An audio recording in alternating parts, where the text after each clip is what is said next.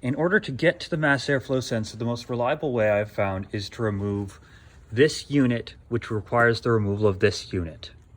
In order to do that, you have to unbolt this and this. Righty, an important part of replacing the thermostat is getting it off of this construction. In this case of the repair, I don't need the full unit, I just need to replace the thermostat part itself.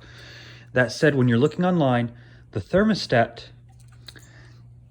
mess, whatever you want to call this mess, is the same cost as the thermostat. So I recommend you get this over that. Besides, with this, you get a coolant temperature sensor and a cup and everything else in there, just in case something breaks. This is a T30 Torx at 3 different locations. Here, here, and here. I'll show you on the car later what that looks like. Alrighty, with the T30 Torx off, this is the thermostat unit. What breaks most of the time on these cars are these. It will break out of those clips and your thermostat will be loosely fitting in here. Also, this casing here can crack also. So in the case of the 2006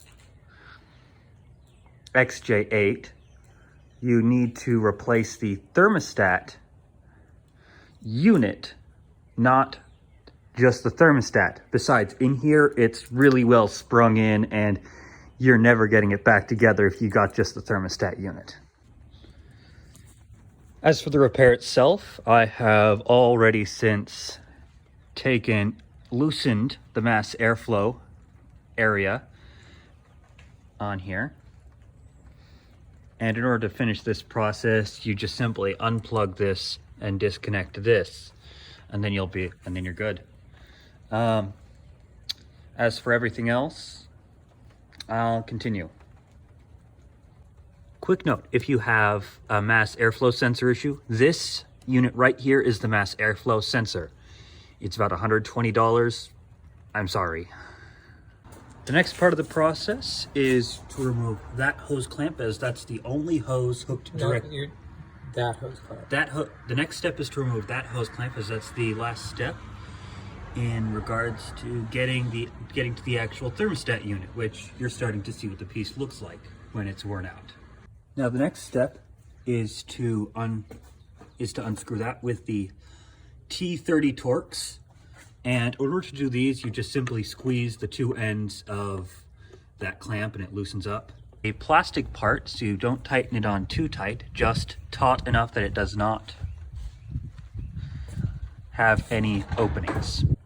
In this case, as we found, the Torx on the original were smaller than the Torx on the newer part, and the threads as well.